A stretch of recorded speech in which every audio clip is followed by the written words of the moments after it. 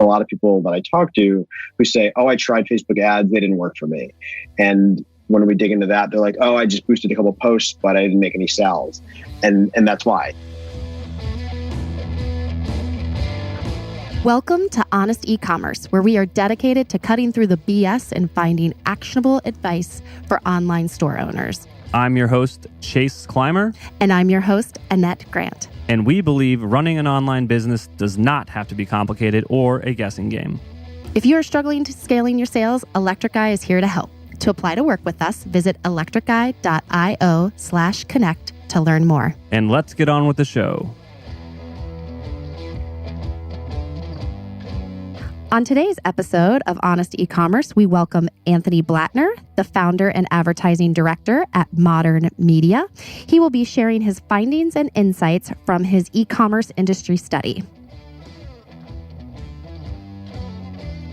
Welcome back to yet another episode of Honest eCommerce. I am joined by Annette Grant, who's been wolfing down all of our snacks this afternoon. And today we're welcoming to the show Anthony Blatner from Modern Media. Anthony is the co-founder and the advertising director. Welcome to the show, Anthony.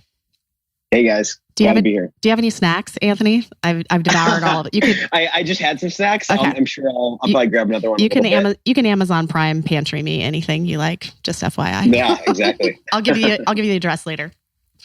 Cool. So Anthony has.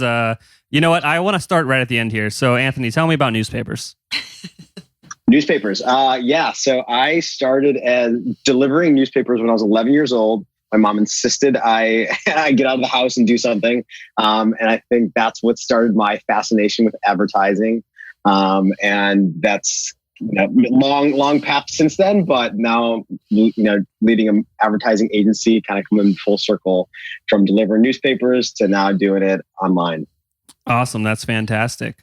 Cool. So you guys just did something super cool. You did a nice industry study. Give us a little background about that, and then I'm going to ask you a million questions.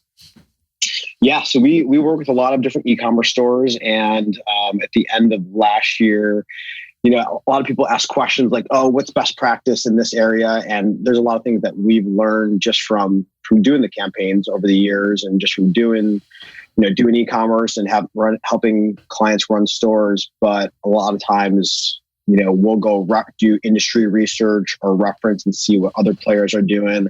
So what we did was we took the Inc. 5000 list of e-commerce stores and we analyzed a whole bunch of different data points to see, hey, what are the fastest growing stores doing and what's working well for them. And we broke down a lot of different data points, turned it in some nice and pretty charts, and then also did our best to correlate whichever data points we could with growth to identify which factors led to the fastest growth on these stores, and then which factors maybe didn't correlate as much to growth, so that we could both learn that for our clients and our work, and be able to share that with others. Sounds like a lot of work. How long were you guys working on that? That took a couple months. Kind of ran over the holidays too, so slowed down a little bit then. But we used Moz, SEMrush, SpyFu, and a bunch of other tools to kind of analyze all those data points. But going through hundreds of stores did take a little while to do all of that. What's the weirdest data point that you guys were kind of looking at for a KPI? Weirdest data point? Wasn't expecting that question. Yeah, I was going to say, leave it to Chase to ask that question. I mean, just one that people wouldn't expect to be an indicator. There's always trailing and leading indicators for success. So what's one that you guys were checking out that you think most people wouldn't think about? Yeah, surprised by.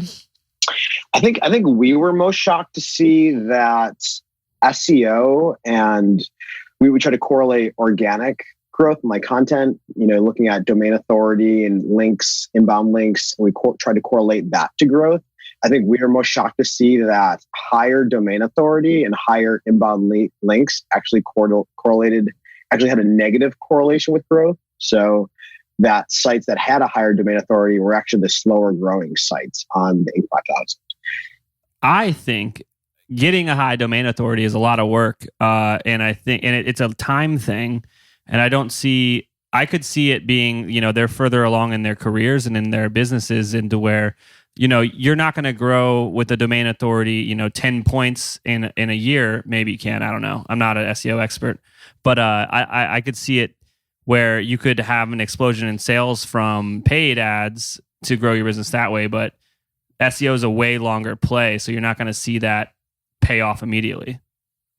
Exactly. And that's what we kind of broke it down to, is that a lot of times, building your domain authority, like you said, takes a lot of time. Building those links takes time. Number one, you need to create the website, post the content, and then people need to find out about you, and then they need to link back to you. So whether that's you promoting it, maybe direct email, or people just a PR wire picking you up and linking back to you, or whatever those sources are. It takes that time to build those links and build that domain authority. So that's that's kind of what we broke down, is that's a longer term process. Then it takes time for Google to catch on and crawl those links and build up your authority as well. So that was kind of our hunch there around that. Cool. All right. So I'm going to get back on track here, and I'm not going to throw any more curveballs at you for at least the next 10 minutes. All right. So what are some of the trends that you kind of saw in this with e-commerce technology? So with technology, we saw that. So we broke down a few different areas. We looked at what platform was the most popular, the highest represented, and we saw that Shopify was by far the leading platform for e-commerce in terms of representation. Shopify accounted for 43% of the Inc. 5000's e-commerce stores. Number 2 was Magento. Number 3 was BigCommerce.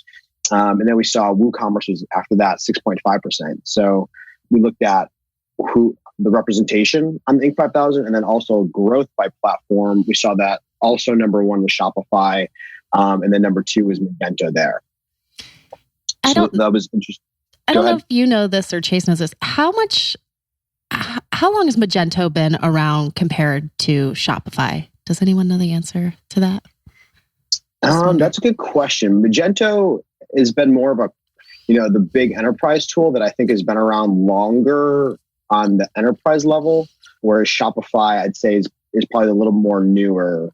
Right. Like, can you even, if you were starting a store today, could you even go on Magento, or does it have to be enterprise level?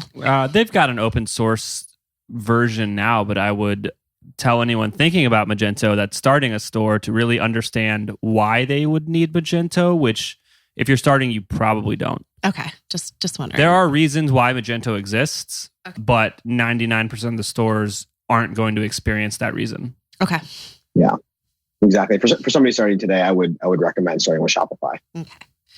If they were maybe if they had a really big local business, or if it was like a chain of stores that was brick and mortar that was looking to go online, that had already had a chain of stores and was already doing a good chunk of sales, then maybe I'd consider looking at Magento to start. But for the average business or entrepreneur, I'd say start with Shopify. Yeah. Another thing I see is when people have wholesale is a huge part of their business, and people need to do crazy wholesale orders. It's not just 500 of this product. It's 500 of these SKUs. And, when that gets crazy, Magento definitely handles that a lot better. But yeah. Okay.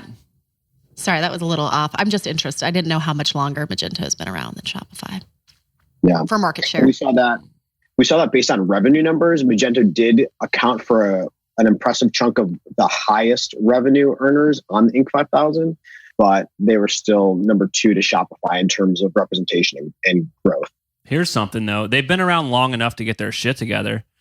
There's quite a lot of stuff in the forums and in their community that people have been trying to get addressed, and it hasn't happened. And correct me if I'm wrong, but I think Adobe bought it. You might be right. Yeah. I'm not sure about that. So I'm sure there's going to be changes happening. Yeah. Cool. So, pivoting away from technology, obviously technology is just a tool. You can apply any marketing tactic, any systems in your business to find success in e-commerce. The technology doesn't matter. Just because I'm over here yelling about Shopify all day long, you can make it happen with anything. I just like Shopify a lot, right?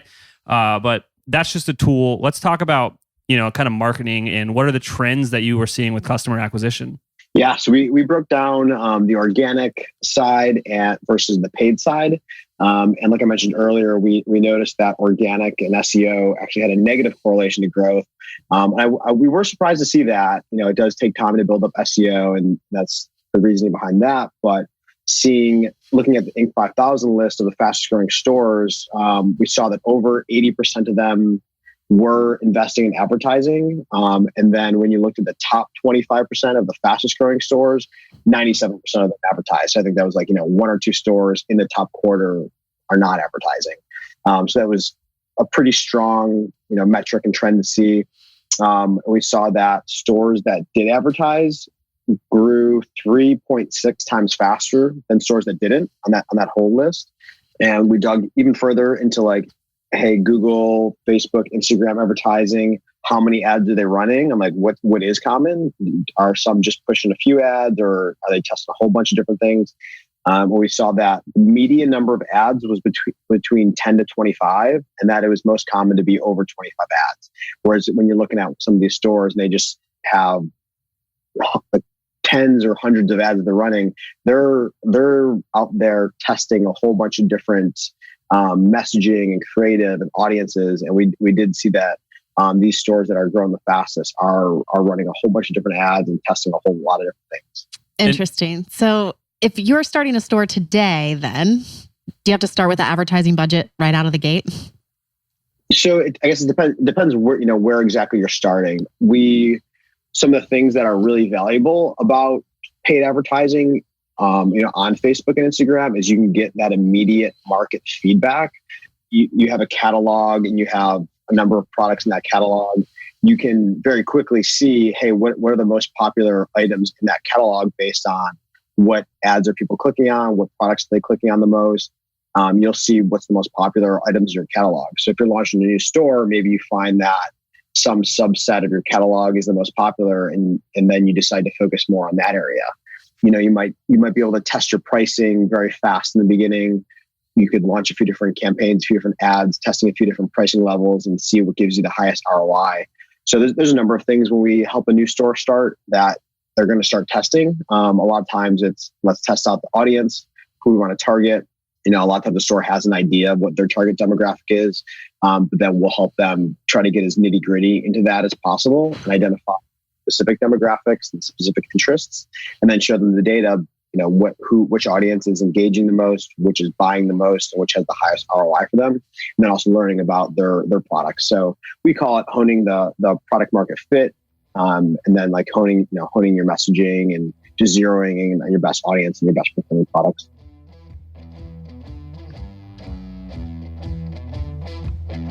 Hey, if you're in the product making business, then we've got great news for you. Katana is here to make your life easier.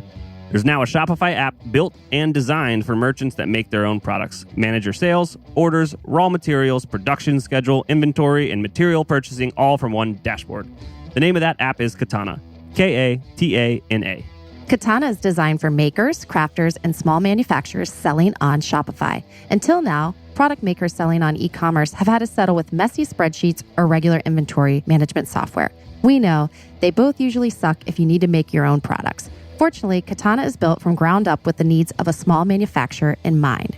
Production scheduling and inventory management has never been this easy for Shopify merchants. A recent survey shows that 93% of Katana's users say they love it because of the ease of the setup and how intuitive it is. To try Katana for free, sign up at www.katanamrp.com. That's KATANAMRP.com. Or search Katana on the Shopify App Store. There's a 14-day free trial. You do not need a credit card. And when you're signing up, use the promo code HONEST to get 30% off your first 3 months of a paid subscription. Check out Katana today. Okay, I'm going to rewind a little bit there just so I understand. So you're proposing to test a product at potentially 3 different price points. Is that correct? You can. That's something that we generally help people with, is if they're testing different bundles or different offers. Maybe it's a buy one, get one offer, or maybe it's buy 3 for a certain price, testing which offers are the most appealing to people.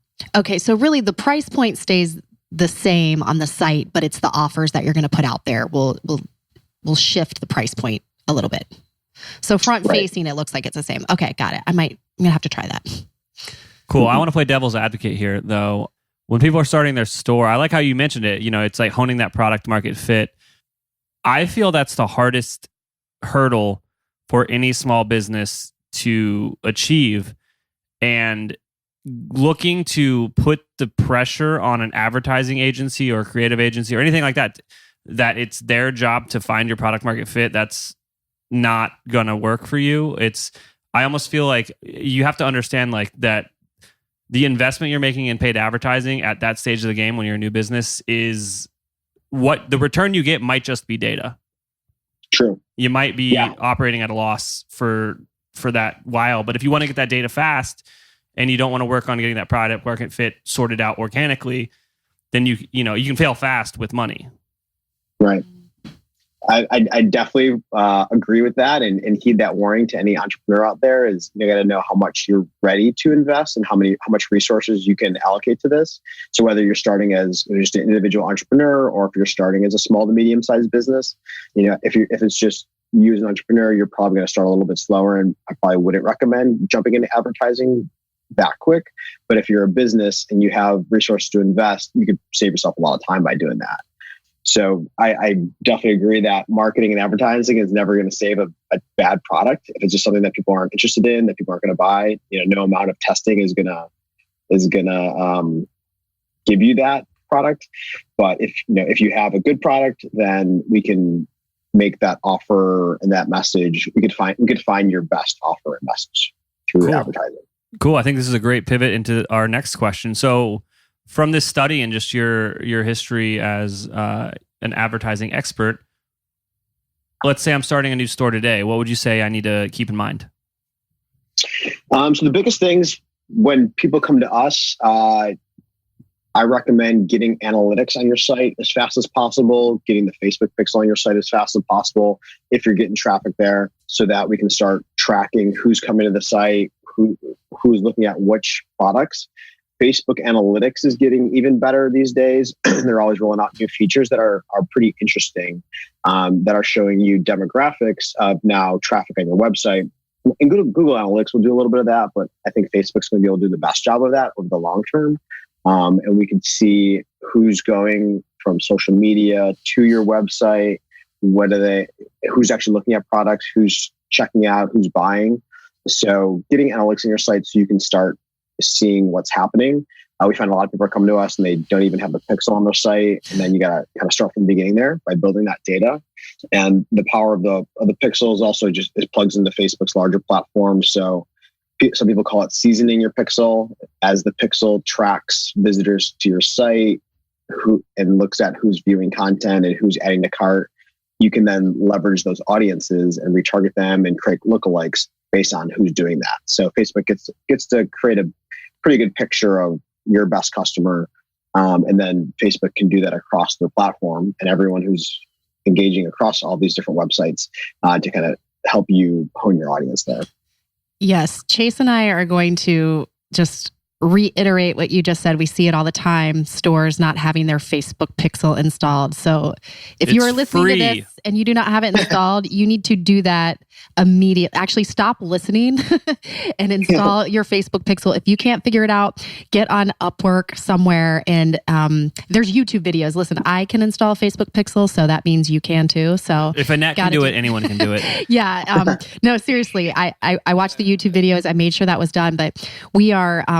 there are stores still out there that are not utilizing that. So take Anthony's advice. Please install the Facebook pixel immediately, especially into Shopify. It's super easy to do. I came across a business that was spending tens of thousands of dollars a year on Facebook advertising, and they weren't using a pixel. Mm-hmm. Yeah. Which is surprising to me. When you said that, by the way, I just have to give you an insight into how my brain works. When you're talking about seasoning the pixel, I imagined Salt Bae like dropping data on yeah, the Facebook pixel. We were just doing lots of hand gestures, with Salt Bae hand gestures when you said seasoning the pixel. So again, we're nerds over here. We're professionals. No, that was great. So just to reiterate, Google Analytics, Facebook Pixel, Facebook Analytics, if you're a store starting out today. Yeah, and just Shopify makes it so simple. You don't even have to install the whole code or do anything weird. You just copy the string of numbers and you paste it in the back end. It couldn't be any simpler. Right. Yeah, they make it super easy. So hit pause now and go do that, and then come back and listen to the rest of this. However, I'm going to be the Shopify store owner here and put this question to you and Chase both. Okay, cool. I've got the Pixel installed. I'm checking it out, but how do I dip my toe into the wild world of Facebook advertising? It's really intimidating. I know, like, for myself. And what is your advice for someone just starting out, wanting to put some dollars behind Facebook and really starting to use that Facebook Pixel? What do you suggest and recommend for them just starting out? Maybe they don't have a huge budget. So I'd say be careful, because I'd say another big mistake that I usually see people making is when they try to dip their toe, they're probably just going to hit the boost post button and just boost a post on their page. And when you do that, all the default settings on the front end of your Facebook page are just set to optimize for post engagements, which I joke that everyone has that random aunt or cousin that just likes everybody's post on Facebook in their newsfeed. That's who Facebook's going to optimize towards, because it's optimizing for post engagements. So it's going to boost the post to people who are similar to people who like your page and to people who are likely to engage, which means hitting like. But that does not mean clicking through. That does not mean adding to cart. That does not mean making a purchase. So when you're just dipping your toe in it, I'd say be careful, because you probably, like, post engagements probably aren't going to get you anything. And I get a lot of people that I talk to who say, oh, I tried Facebook ads. They didn't work for me. And when we dig into that, they're like, oh, I just boosted a couple of posts, but I didn't make any sales. And that's why. It's because when you just boost a post, it's going to optimize for post engagements. Whereas when we set up our advertising campaigns and you do it through Facebook Business Manager, you can set up conversion campaigns and you can optimize for these specific events. So as we were talking about the Facebook Pixel earlier, that tracks these events when people come to your website, when they view a product, when they add that to a cart, and then when they purchase, you can optimize for those events. So when you do it through Facebook Business Manager, you can set up campaigns in the proper way. If you're just getting started, I'd probably recommend just starting with a small conversion campaign, or maybe you do use that to test out which are your best audiences or which are your best products, maybe with just a traffic campaign just to get some people to your website. But I guess just kind of keep in mind as you allocate that budget, what that's going to get you. You can choose conversions for purchases, or you can choose traffic, but post engagements is not going to get you much. Yeah, I think that if you're just getting started and you're up for a challenge, if you're a DIYer, once you sync your catalog to your, Facebook Business Manager and Shopify, and then you can do this with WooCommerce and all the other platforms, but it's a little bit harder in my opinion. Long story short, if you can get the view content information coming back and you can set up a complete bottom of the funnel, like retargeting campaign where it is showing your product that someone has added to their cart to them on their feed, that is going to return as long as you have traffic and those actions are actually happening on your website. But to take a step back, if you're not doing like $1,000 a month in sales, like, don't focus on Facebook. You have other problems. Right. Oh, that's a good tip. And I will say, I feel like from a store owner's perspective, I don't know what it is, but whenever I talk to people about Facebook advertising, if they're just starting out, there's something about the boost the post. I feel like people do that. They feel like it's the path of least resistance. It's simple. And I think like, it's just like, oh yeah, I'm boosting posts. So I think that's, again, something to just, I want to get out there and message more of that. Boosting posts is not advertising. All right. So I how can I say this without getting anyone in trouble? Just say it. I had an advisor when I was learning Facebook from someone. And anyways, so they literally told me straight up that boost post button is for stupid people. And they said it is stealing money from them. And that's what's lining Zuck's pockets.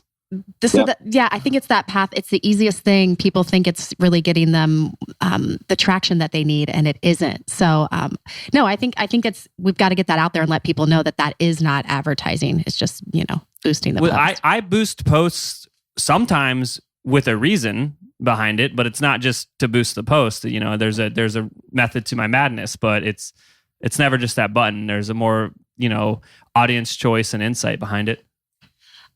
Right. There are times when you want to get some social proof on a post, or if you have a post that's already doing well organically that you just want to get out to a broader audience. I'd say those are the times when we use boost post the most. For example, if we see a page post that's kind of going viral on its own, we've had a few different either memes or videos that we post that our pages have posted that have gotten a lot of engagement just organically. Then we'll boost it to get even more.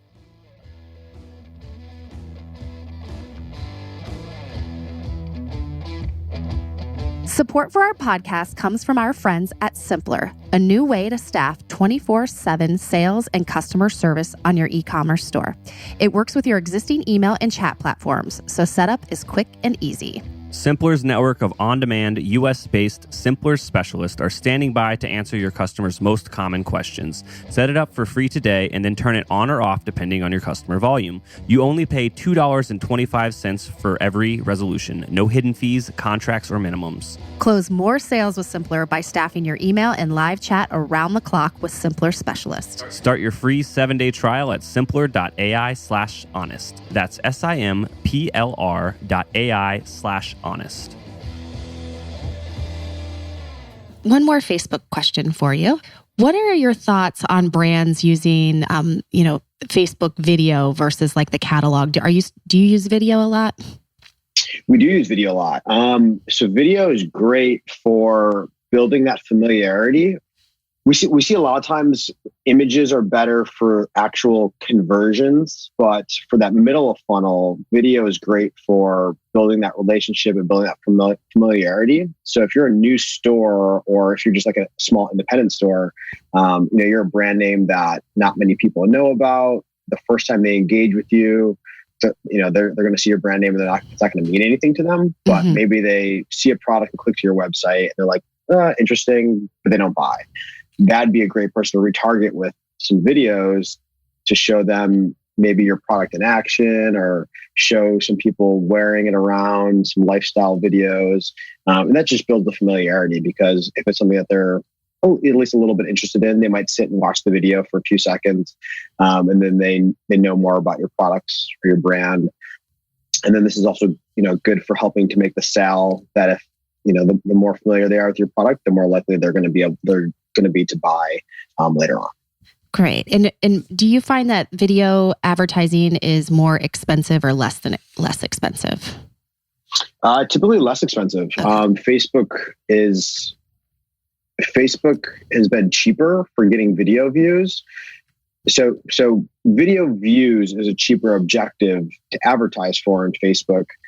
So getting those views are cheaper, but it's not always cheaper to get purchases with video views. So it kind of just depends on your objective there. For middle of funnel, it's cheaper to use videos to get in front of your audience, but it's not always cheaper to get purchases with videos, if that makes sense. Yeah. Gotcha. Thank you for that. So now that we've told the new store owner to put in their Facebook pixel and not boost a post, let's give them some other knowledge. What else should they not be doing when they're opening their store?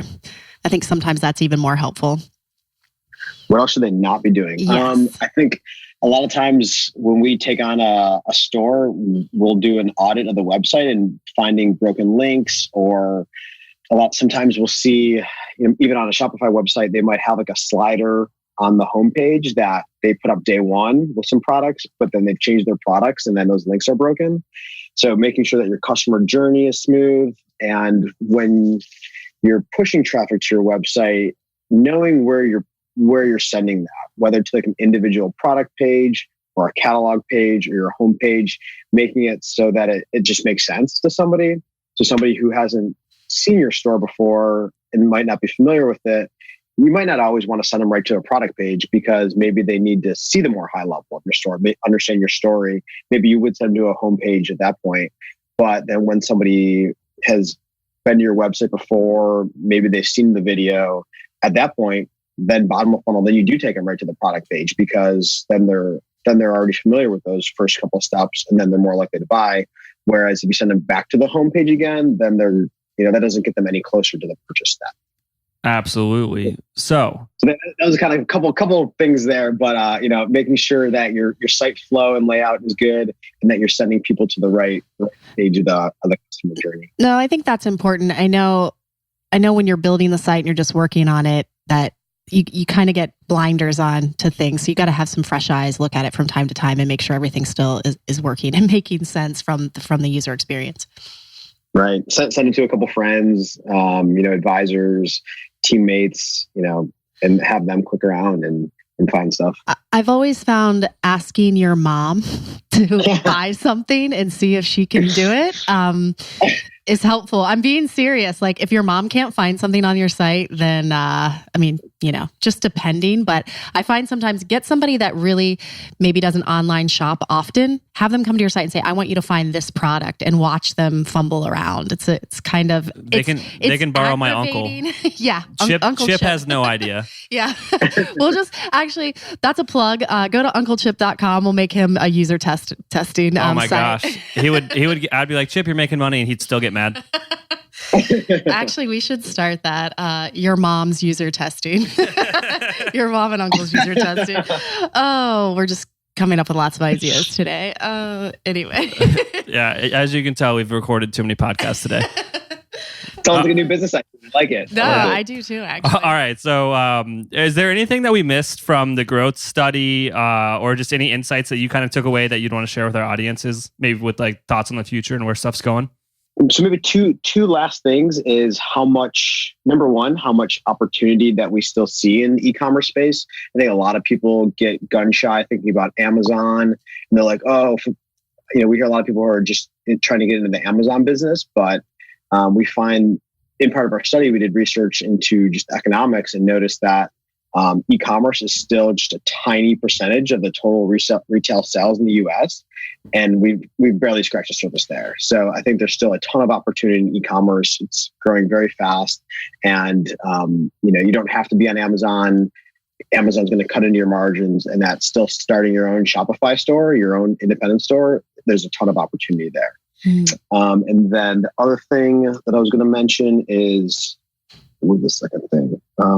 I'm blanking. Well, that was my point. Honestly, I think that's a drop the mic moment. That inspired me. No, seriously, I think that's what you said. Like, people think that like Amazon's taking over the world. There's not, enough of pieces of the pie left for them. But I love that you said that the opportunity is the number one thing. That's super inspiring, especially that, if you really had a product, you could get up at Shopify tonight, which is amazing and cool. So I think that's exciting. For our listeners, if they're thinking about getting into the market, that just pushed me over the edge for more products. Yeah, that opportunity is why I like being an agency owner, because I'm friends with a lot of other agency owners, and we're having this journey together, and there is no competition between us. We are sharing industry secrets. We are helping each other, and it's so much fun because we know there's opportunity out there for everyone, and we just want everyone to be successful. Yeah, we want everybody to sell something online.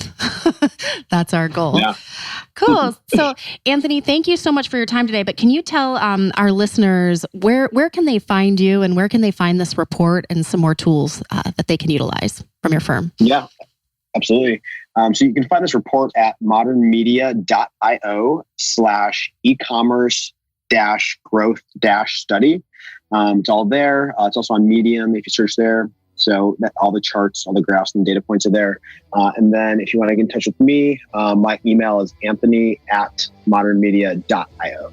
Absolutely. And I'll make sure that we have all of that in the show notes. And I can't thank you enough for joining us today. It was lots to think about. Yeah, I'm excited. Yeah. I'm going to go start boosting posts. Eating snacks and boosting posts. Yeah, this is my nighttime. That's what's up.